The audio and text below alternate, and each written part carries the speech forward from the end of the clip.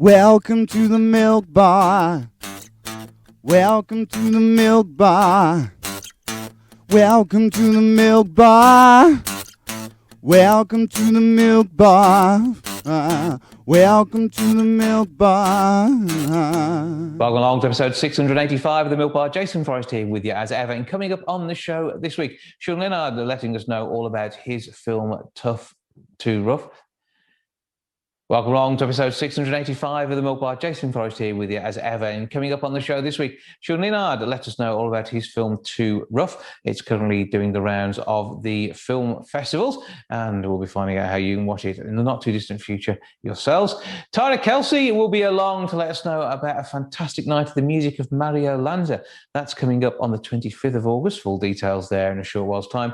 Plus, we will also be finding out about the things that we can do to continue to protect our environment. We heard so much about the COP26 last year, which was looking at climate change, but also there's one that also checks out biodiversity too. So Rob Cheesewright letting us know how that can work as he gives us some more information about that and the work that he does at Pinwheel too. That's all on the way on the show this week.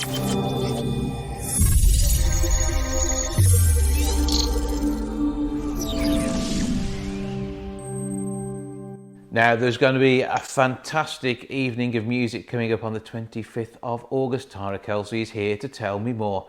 Hello to you. Hi there, Jason. Yes, we have a lovely evening. It's the sequel to last year's concert, Be My Love, that took place at Dormston Mill Theatre, with our Italian tenor Simone Francesco Leconti.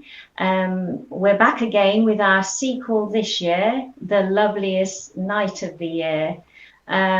We had such a wonderful reception, and there's so many Mario Lanza fans, and I think that having a professional Italian touring tenor fly in to be the star of the concert and show was quite a unique thing for the people of the Black Country. And like Mario Lanza, the whole essence of these events is to bring opera and the popular crossover ballads that Mario made so famous in the 50s.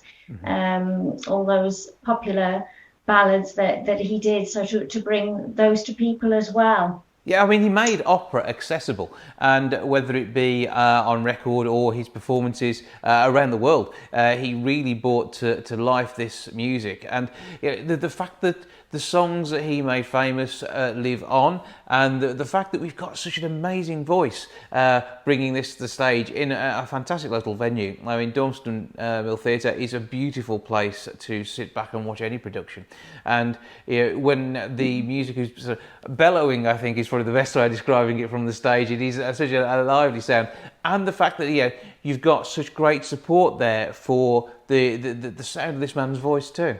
Yes, I mean, so many people love Mario Lanza, and just the name Mario Lanza brings a whole generation forward into the theatre, an older generation of people. But what we've found also is generations like myself, people that grew up with Mario Lanza, fell in love with his voice, his music. So you actually have the children of those moms and dads bringing them, and the grandchildren. I have calls saying, oh, you know, my granddad, he saw the Mario Lanza article in the paper, and he wants to come, and then before you know it, you've got a new generation of Mario Lanza fans. So it kind of just the whole essence that we're trying to create and bring is to keep Mario Lanza's legacy and his music, continue that, and people just love it. They get lost in those old songs, and yeah, we even have a piano solo mid-show with some of his greatest hits, and the whole audience sing along, which is fantastic, because I like them to be part of the concert, part of the show. And for me, it's never like singing to strangers. It's like family, because my dad was from the Black Country, and most of the people that come, I know some personally, or I've spoken to on the phone as well. So there's a instant connection, and it's lovely in the Dormston Theatre. It's intimate, and it's like singing to family. That's the only way I can describe it. Yeah, and many people maybe even have come to his music through the fact he was a staple on Christmas albums in the 80s and into the 90s with a festive classic. And then you obviously got the rest of this music. And a second outing for this concert and this performer means you've got another opportunity to bring even more songs that they'll be the favourites that we expect. But equally, the other songs which you maybe didn't have time for last time round. Oh yes, we've got obviously there's some of the old favourites still in there in the programme, but there's a whole new selection of songs that everyone loves by Mario to enjoy. Some of the wonderful classics like Because as well, everybody knows that one, and Enrico Caruso, who was Mario Lanza's idol, of course, he made the old ballads like Because famous. And so yeah, we've got some lovely new songs and pieces in the programme, which is wonderful. There's so many. I'm trying to off the top of my but the planning of it all is it's quite a whirlwind, but I can imagine it is. And I mean, it'd always be interesting to see what would have happened with his music had he have survived through into the 60s. Sadly, his health saw him pass away in 1959, but it would have been amazing to see him develop through an era where there would have been even more opportunities on TV and all sorts to bring his music to the masses, which is exactly what you're doing here. So give us the lineup for the whole night, because it's not just one male voice on stage, is it? No, it's on stage we have obviously it has stars Simone Francesco Liconti, Italian tenor, who actually arrives back in the UK next weekend, next Sunday, a week today. Can't believe it's so close, because we have other things as well as the concert at Dormston that we're doing. But I myself will be joining him, so I'm the organizer, but also his co-star, if you like. And then we have the wonderful, talented multi-instrumentalist. That's the only way I can describe Joby Sullivan from Birmingham at the piano.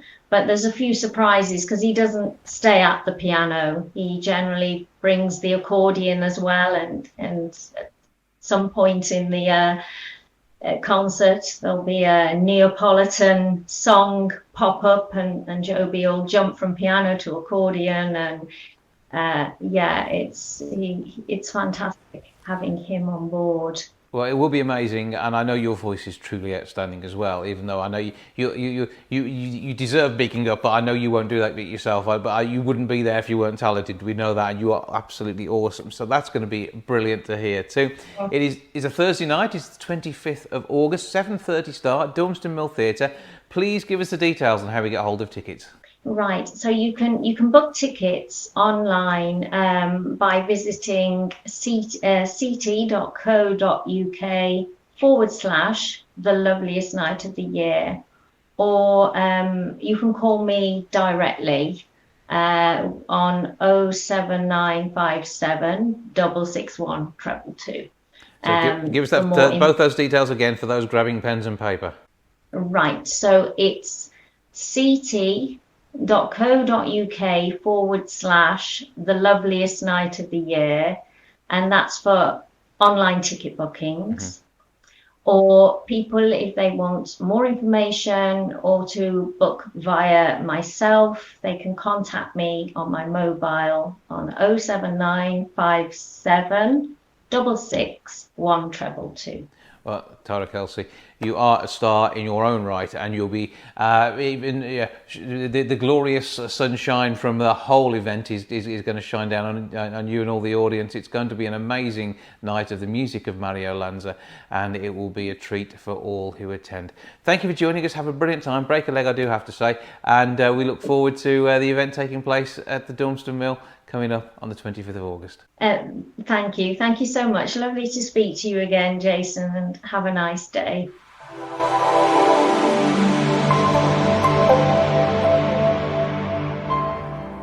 We're approaching that time of year when there's going to be another COP summit.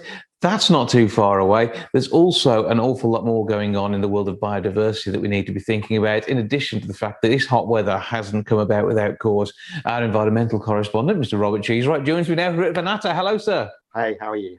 I'm all right. I trust we're finding everything good in your world, give or take climate change and the other things we have to worry about. Yeah, all is well, actually. I didn't love the 40-degree warmth that we had the other week, and we're about another heat wave, aren't we? But yeah, all is well. So what are we seeing at the moment? Because the press tend to get a bit excited, make comparisons to 1976, etc., etc. So whenever the weather gets a bit warmer. But this does have an impact, and not only on the fact that things could be changing rather rapidly, but also, we mentioned briefly, biodiversity. That is all going to be hit by this sort of weather, even if it is only for brief periods of time. Yeah, exactly. It's all linked. And I think that's the thing that I often talk about and try and get across, is almost everything is one kind of big connected system. And so climate change affects biodiversity, biodiversity loss accelerates climate change, but then the opposite is true. Some of the best answers we've got for dealing with climate change are enhance biodiversity, increase nature, rewild, make our seas more abundant. And some of the best climate solutions are also good for biodiversity. So it's sort of all these things are sort of the same sides of a multi-sided coin. I should have gone with dice, shouldn't I? And so that's all really important stuff. And we're seeing this is a big year now, because we had COP26, and for people that haven't heard me lots, we talked a lot about COP26, didn't we, last autumn? We did. It was quite a big event, and it made quite a lot of progress. They're now sort of stumbling towards COP27 in Egypt. Whilst that's happening, a lot of the major countries in the world are starting to make progress. So America is about to pass a big climate change piece of legislation, their first one ever, and that will release billions of pounds for action. Australia is starting to get a bit more with the picture since they had a change of government. So all of a sudden, things change between COPs, and that will change the way that COP27 works. On biodiversity, there's a whole other set of COPs. So we've got something called COP15 happening at the end of this year in Canada, albeit hosted by the Chinese for a whole load of very confusing reasons. And that is looking to see if it can create, similar to the COP for climate change process, the same sort of process for biodiversity. Can we, year on year, increase the amount of protection we've got for nature? And it's quite an important one, and there are high hopes that we will get that kind of climate change style international agreement that we have for climate, but we need for biodiversity. So it's a bit breathless there, sorry Jason, but there's a lot going on, good progress actually, but some really big international events happening at the end of the year. Yeah, and again, this is things we need to have in the news, we need to be talking about. And whilst, yes, we can do some bits and pieces, using less fuel, using recycled materials, it's all part of a message for big business. But the reality is we can't change a hell of a lot. We can do our bit, and as long as we do our bit, we know we're getting somewhere. But on the scale of things, what we can do is quite small, but still vitally important. Yeah, and the sort of all of the research around this suggests that there are sort of two big ways that human beings individually can make a difference. One is through raising our voices where we can, and that doesn't necessarily mean gluing yourself to the roads like Extinction Rebellion, but it's possible to write to politicians, to complain when you see a company doing the wrong thing, to ask them to stock greener products and things like that. So often your voice is as powerful as your choices. And we put on our website a list of things that you can do to kind of be an easy activist without having to paint yourself or the road or any of that stuff. Quick ways you can try and make a difference. Practical things that you can do. I mean, that's the thing. And consumer power is huge. I'm not understating it. It is vitally important that consumer power is there, even though physically it may not make a difference immediately. Further down the line, wanting to use glass bottles instead of plastic. I have my milk delivered in glass bottles, that sort of thing. I've saved this much plastic, but actually, if everyone saved this much plastic, we'd be somewhere better off. Yeah, and it's that stuff that actually then adds up, because bizarrely, it's not necessarily your glass versus plastic that makes the difference, but the example effect happens quite quickly. And we notice this in other areas of our life. All of a sudden, you'll find some of your neighbours get glass bottles, and then some of their neighbours, and you create this effect. And it's the power of example is often the most important thing. And we're very modest, British people in particular. We don't like to shout from the rooftops, but actually, that's weirdly the most effective thing you can do. Is every time you take a green action, whether it's going for the glass bottles or choosing a meat alternative for a meal, or all of that stuff, shout about it immodestly, bravely, and just say, look at the great stuff I'm doing, because then other people do it, and that's actually the thing that accelerates progress. Mm-hmm. On biodiversity, we've got amazing opportunities. I think I talked to you about seagrass before. I found out the other day that not only does seagrass suck up carbon 35 times faster than land-based trees, it also collects up plastic. Wow. So one of the problems we've got in the world is that we've got so much plastic we're creating that we're starting to choke up the oceans, and it's microplastics in the oceans is one of the most worrying of the environmental crises we've got. Not probably as worrying as climate change, but it's an issue. Seagrasses collect up the microplastics into balls, and that then removes it from the system. So we've got this kind of plastic removing pump naturally created in the world for us. So restoring seagrasses, not only does that sequester carbon, remove carbon much faster than land-based trees, but it could also help us with the plastic crisis. That is absolutely amazing. And yeah, it's that's research, it's finding these things that happen. We've got tools to protect the planet from us, and make sure that we can continue using it as a viable source of our own sustenance. Exactly that. And not only does it help us protect the planet and ourselves, but it's the route to a more inspiring, more beautiful, more habitable world. We all love our wild spaces. The sea has been depleted of its fish stocks, and is becoming a less wild place. Well, let's bring it back. I think one of the most important things that we could do collectively, and yes, this largely does require governments and big business, is to try and rewild the area around us, to try and make the nature's spaces as big as possible. Because if we can do that, that's kind of how we save ourselves, but that's also how we get to have a nice existence too. I'll give one last example, because I know I talk really fast and for a long time. Mm-hmm. Whales are one of the most amazing creatures in the world. Whales are inspiring. Whales are a carbon removal mechanism. Whales, throughout their lifetime, through their digestive process, enable the oceans to suck up more carbon. Not only that, but when they die, they drop to the ocean floor. They then have so much carbon in their body that lives in the carbon floor and is locked away forever. It's called whale drop. So one of the most powerful carbon removing things in the world is a whale. And so if we stop bycatches, and if we can have more efficient fishing processes that don't mean we end up taking lots of whales out of the ocean, that will help us deal with climate change. Mm-hmm. I mean, it's amazing, these things that are there. And as I say, whales have been hunted down to the verge of extinction in many cases for some of the larger species. Others are still in danger. And there's a big story. I mean that's something Save the Whale started in the 60s, 70s? Yeah, absolutely. And we did it then because we were starting to understand, these are hugely intelligent creatures. It offended our consciences, I guess. Well, we're now finding out that actually every time we take a whale out of the ocean and hunt it, we're destroying ourselves. Mm-hmm. And actually, it's one of the worst things we could do to kind of create a livable planet for ourselves is to hunt whales. And so and it's the sort of the thread that runs throughout everything is it's all connected, and the more we protect nature, the more we protect ourselves. And so that's the big thing really is and all of the projects that Pinwheel supports are like this. They're nature protection.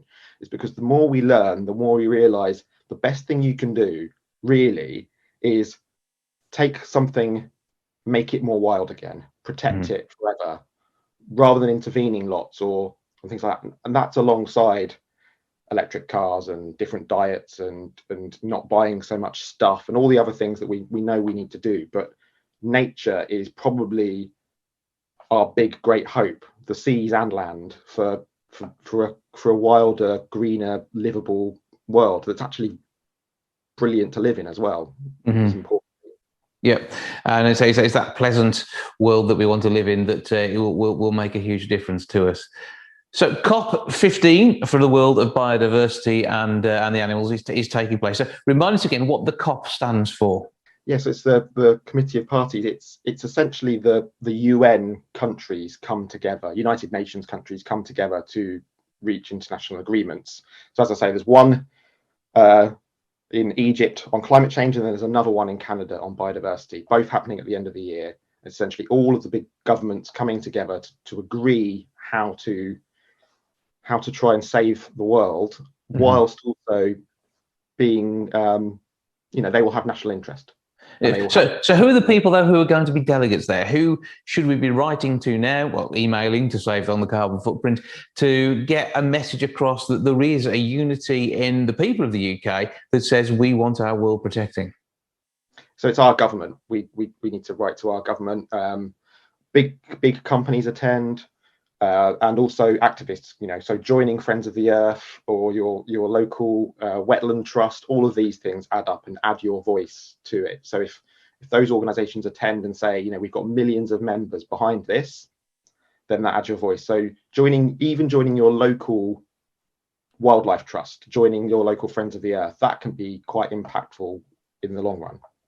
And it's about that message. And if with the work that you do at Pinwheel, and I know this is where the seagrass information and this sort of thing is coming from, which is amazing to hear. But with the work that you do, what else have you got going on at the moment? Because you don't just turn up for a COP event; you are working the whole year round. The big thing we're doing at the moment. So I'm starting to work with a peatland project in Belgium. So peatland that stores loads of carbon. I mean, the peatland in North Belgium and the Netherlands stores more carbon than all of Northern Europe's forests. So protecting peatland and re-wetting it is a huge deal. So we do stuff like that. But the big thing we want is businesses to come forward and fund this stuff with us. So if there's anyone listening who, they run a business or they have influence in a business and they're wondering what to do about repairing the planet, how to do the right thing, coming and talking to Pinwheel is probably, we would recommend come and talk to us, because we can help them find the best way to do the right thing for the planet. And is it possible to do this in our local area? Because I know we've got woodland around the area. We've got obviously Staffordshire's on our doorstep, and Shropshire, amazing green spaces. And is it going to be a local project which we can help out with? Yeah, in the UK, everywhere there are local wetland trusts and wildlife trusts. There are rewilding organisations. So the Rewilding Britain network has now got, I think, 90 projects across Britain. So I can guarantee, and if I was really forward thinking, I'd have come up with a really good local list for you, Jason. Maybe I should do that next time. We'll do that next time. Within 30 miles of you, there will be lots of brilliant projects going on. And through those projects, not only will you get the opportunity to make a difference, but actually it'll be blooming enjoyable to do as well. I know that one of my colleagues, Zoe Turner, she's been working in Shifnal just up the road, reference getting more trees in the place, and that sort of thing. And that's a starting point, isn't it? Exactly. And when you can see your local area changing and you see progress for the first time, that's the really that's what build you up to do more. And doing it locally, we're going to go and do a beach cleanup at some point. So all of those, any action you can take in your local area or when you're on holiday, all of that stuff is really great. Getting your hands dirty and doing it is quite powerful. But equally, it's not creating the mess in the first place. So if something that you can do that avoids it, avoid microplastics, avoid using these long-lasting materials where we don't need to use them. If we all stopped buying plastic bottles of drink and used aluminium cans, then obviously there's still an impact from the aluminium can, but it's not producing microplastics. Yeah, and aluminium's infinitely more recyclable, and the danger of microplastics is it's not yet fully understood, but it's every time we wash our clothes, it washes off our clothes and into the rivers.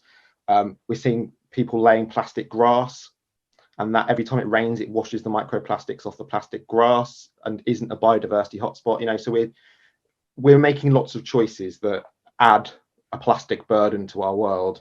And yeah, it would be good if we stopped. we did less plastic. Something overall. The bag for life concept. Now, I know there's a few supermarkets now knocking back on the bag for life, and it's no longer a bag for life. And so getting them recycled is going to become harder if they stop taking them back off their customers. And that sort of thing is avoided, because that was a major step forward. Taking a bag back to a store, it then going into the recycling process, whereas now it's much more likely once again to end up in landfill. Yeah, and this goes back to the point you made earlier, wasn't it? Us as individuals, we're so at the mercy of the choices that governments make or businesses make. We could recycle more if our local authority had more facilities for us to do so. So, we should never beat ourselves up that bag for life ends up being a rubbish bin and then having to go to landfill, and because that wasn't entirely in our gift. That's kind of where our power lies, if we're prepared to use it, is to bang on that supermarket's door and say, no, you need to help us recycle these. We will stop shopping with you unless you do the right thing. Yeah, so I love the fact that Co-op have biodegradable bags, and I feel much less guilty about using one of those for putting the rubbish out in than anything else, on the grounds that I know it is going to break down. Hopefully, I don't know the timescales on it, but it's going to be less than 20, 30 years instead of 300. Yeah, and that's it. We are talking about those kind of timescales. Plastic can last pretty much forever. All the plastic we've ever used in our lives, it's still all out there. None of it's really gone away. So anything that can break down, even if it's decades, actually that's a win compared to kind of your normal plastic, which it will be there long after us. Yeah, and so choosing those products that are providing recyclable or at least carbon capturing packaging. The fact if something's wrapped in paper, and preferably brown paper rather than bleached, then you've still got an improvement over all the other plastic or film options. I think if we forget, cellophane used to be an environmentally friendly thing because it was made of trees, but it tends to be more of a plastic film. We buy chocolate bars and they're double wrapped in impossible to destroy film sometimes. It's crazy. Some of the stuff that we see in shops, it blows my mind. I was buying sort of malt loaf type things for my daughter. The packing is plastic, and every single one of them is also individually wrapped in plastic. Why? Yeah, if it's individually wrapped in plastic to keep it fresh, that makes some sort of sense, because you're not wasting a product. It may have a longer shelf life, but wrap it in paper afterwards. Yeah, there's lots of ways we can do it, but this is why we should never beat up ourselves when we can't find the green option, because at the moment it doesn't all exist for us. So if we all became a little bit more sharp-elbowed really and demanded change, actually that would be the thing, as long as as well as trying to make those little individual choices. I'm just really sympathetic with the frustrations of people. We're all like it. We're trying to do the right thing, and it's really hard because we don't know which is the right thing quite often, and quite often the thing that's best just doesn't exist for us. So we need to badger the right people ahead of the two COP events later on this year. We will talk closer to those events about exactly what's happening there, and we will have a bit of a catch up on some of the fantastic projects across our region in the not too distant future as well. But for now, we need your details on how we can find out the work that Pinwheel are doing, and so we can find out more about seagrass as well, amongst other things. Yeah, so if you go to pinwheel.earth or www.pinwheel.earth, that's where our website is. On the story section, we've got all the tips on how to planet repair in your own life, everything from how to get an electric car through to, which petitions to sign, but then also information about these brilliant projects we've got like Seagrass, which are the real game changers. Well, always good to speak to you. Rob Cheesewright, thank you for joining us. Thank you for having me.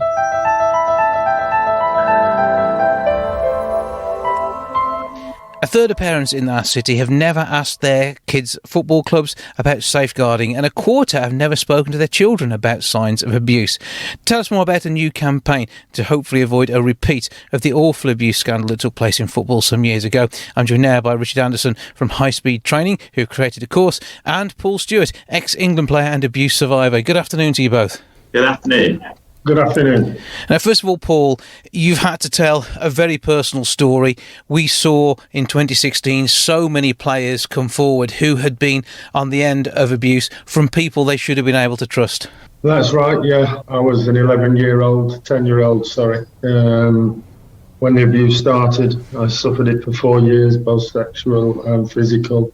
And it continued to impact the rest of my life, and moreover the loved ones around me. So yeah, it was dark days, and which was why I sort of got together with High Speed Training to help develop this online safeguarding sport course, because I, like yourself, were amazed at the stats that you just read out.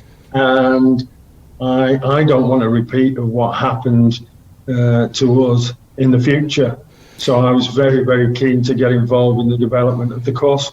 Mm-hmm, absolutely. I mean, we'd hope that the convictions would perturb and put off the type of offender who may do this again, but we're talking about some very strange, non-normal people here. They are not normal thinking. They don't work in the same way as everybody else. So therefore, we have to have concerns and something in place. And with parents in Wolverhampton believing it's the club's responsibility to create a safe environment, understandably, this sort of thing needs to be there to help clubs get everything in order to avoid the sort of what was systematic abuse of so many kids.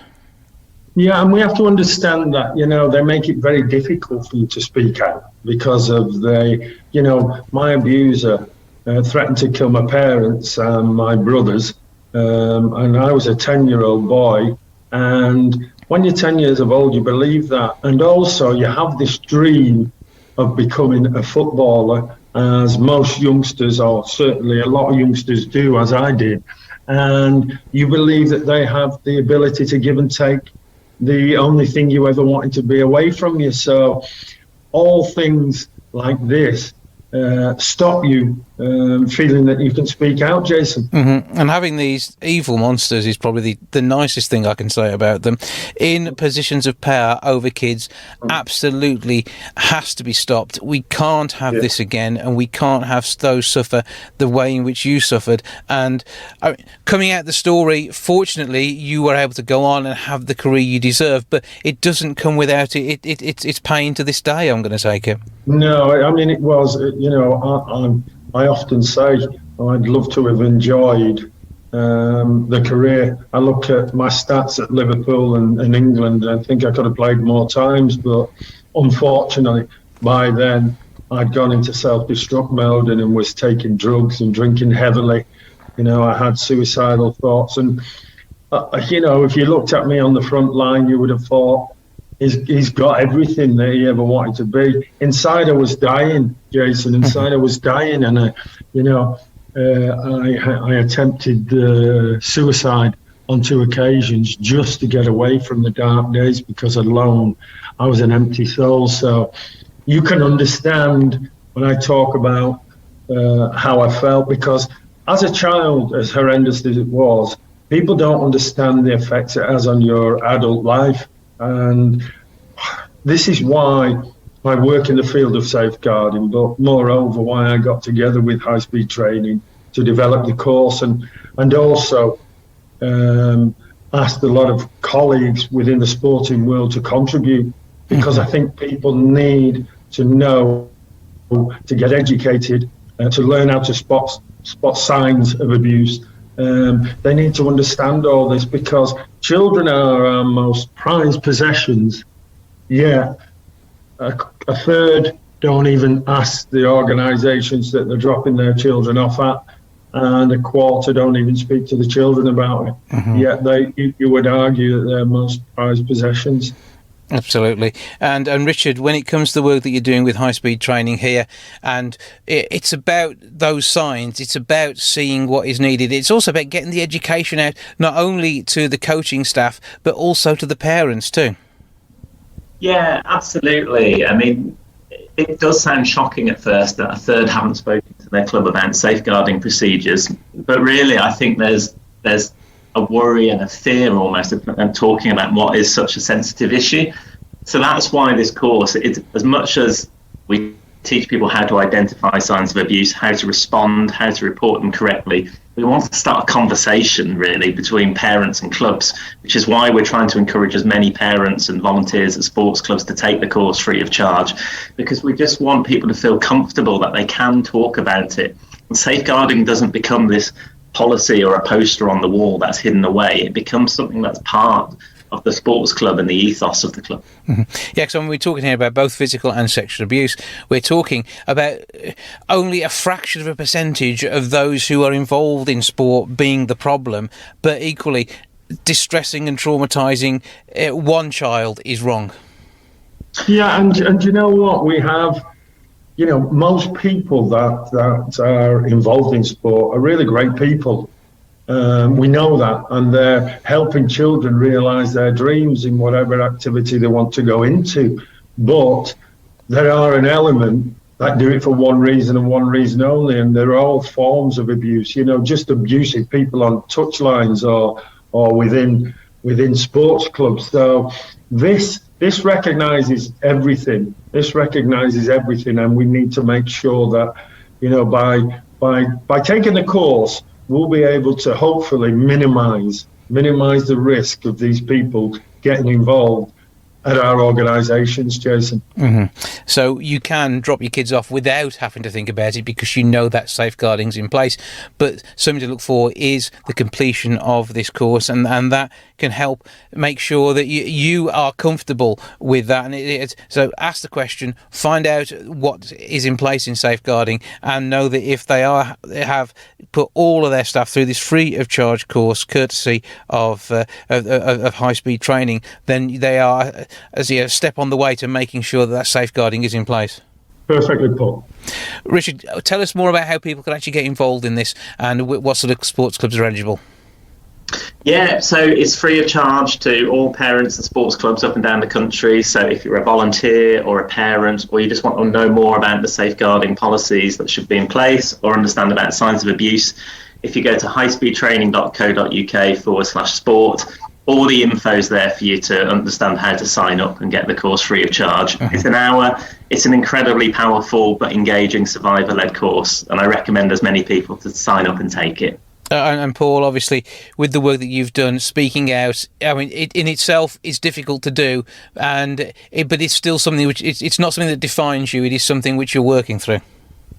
Yeah, I mean, if and I say this often, Jason, if the work that I'm doing just saves one child from going through what I went through, not just as a child, but how it continued through my adult life, then I'll continue to keep the message out there about safeguarding, and that's what's important. That's my driving force.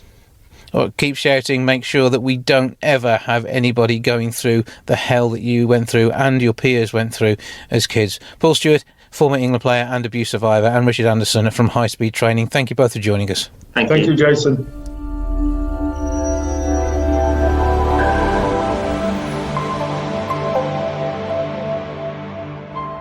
Too Rough has been making waves at many a film festival over the last few weeks. A short put together by Sam Leonard, who joins me now. Hello, sir.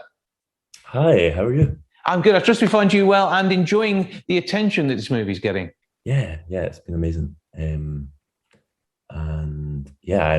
obviously always thinking about the next project, so I'm just hoping that it will help advance that, But I've been traveling a lot this year. Film festivals I've discovered are just kind of like endless drinking. So at some point your body just collapses. I was at BFI Flair, and there was a closing party, and I said to everyone, I was falling asleep at the dinner table, and I was like, I'm gonna go and sleep for 1 hour and I'll see you at the party. And I went to the hotel, and I woke up and it was 12 hours later and the sun was up and I'd missed the whole party. And yeah, my body had just decided to skip. This is part of the wonderful world of creativity, though. Sometimes you have to schmooze, and that's exactly what you're doing there. And that's all about getting the next project and the next project and the next project to the screen. But this one is a very personal one, isn't it? Because it's partly autobiographical. Yeah, for sure. Pretty much everything in it has happened at some point to me, and it just happens all at once, kind of in the same place in this film. But I think that's just how I always write, because I feel like I can get to more interesting and more things that I understand if I write about what I know. Mm-hmm. Well, tell us about your characters. So Nick, the lead character, he's played by Rory Molokai, who did an amazing job.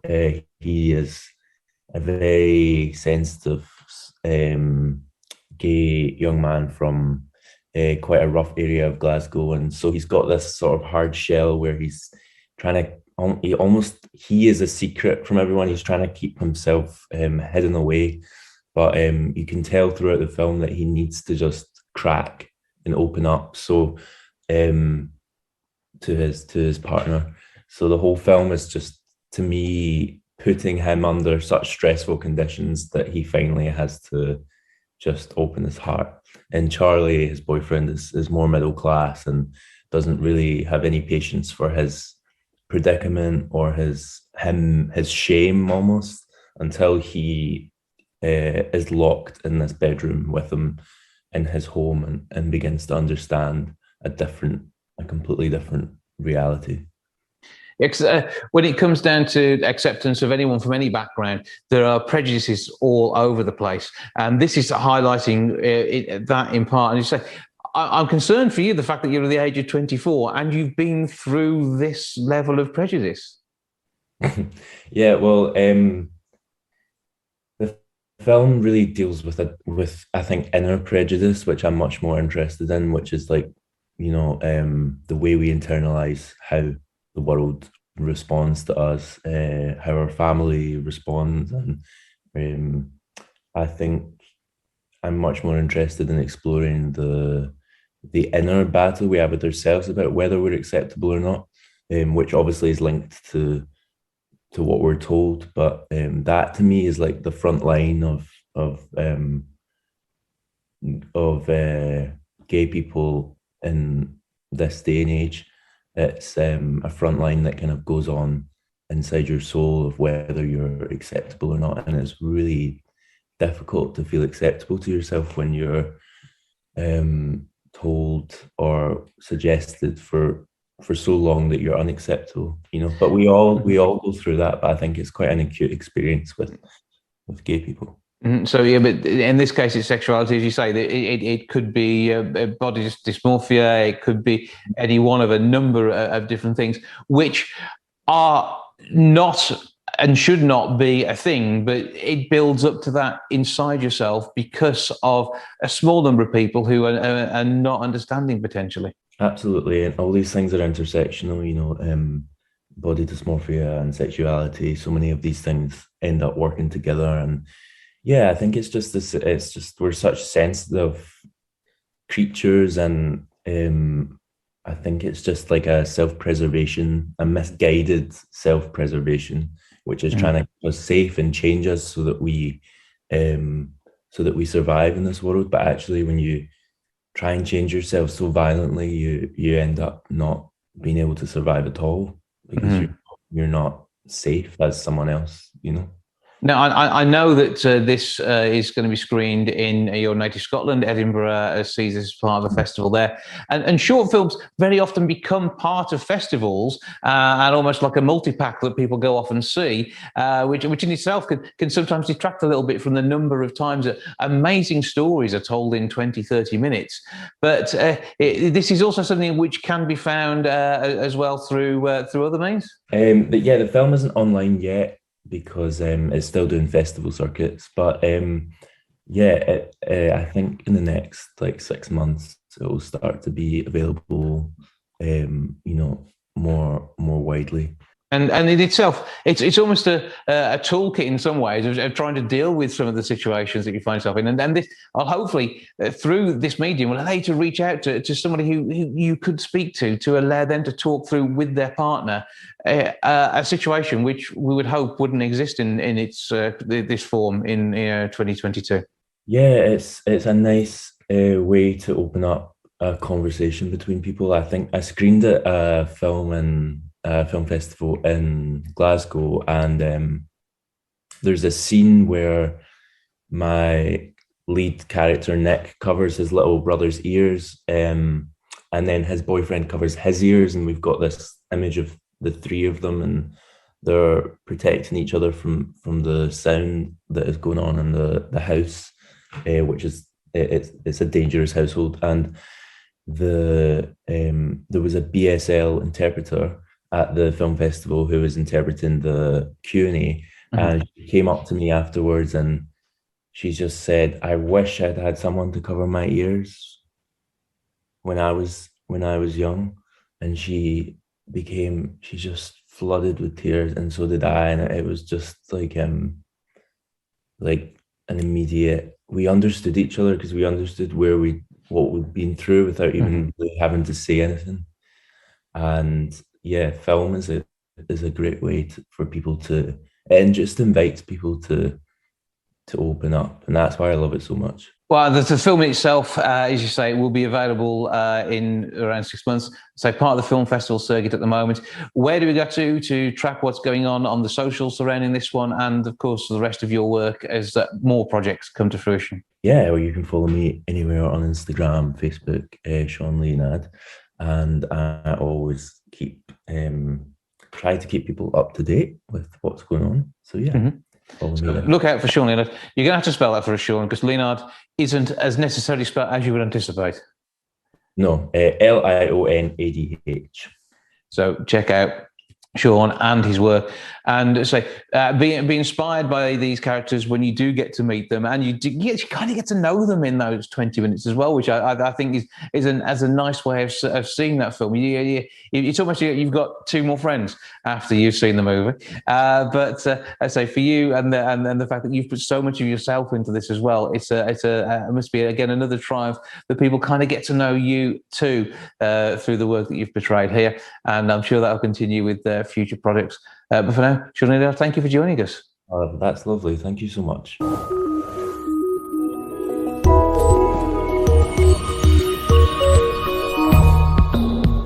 that's a lot for this week. Thank you so much for joining me. Back with episode 686 next week. I'll see you then. Ta-ra for now. Goodbye from the milk bar. Goodbye from the milk bar. Goodbye from the milk bar. Goodbye from the milk bar. Yeah. Goodbye from the milk bar. Yeah.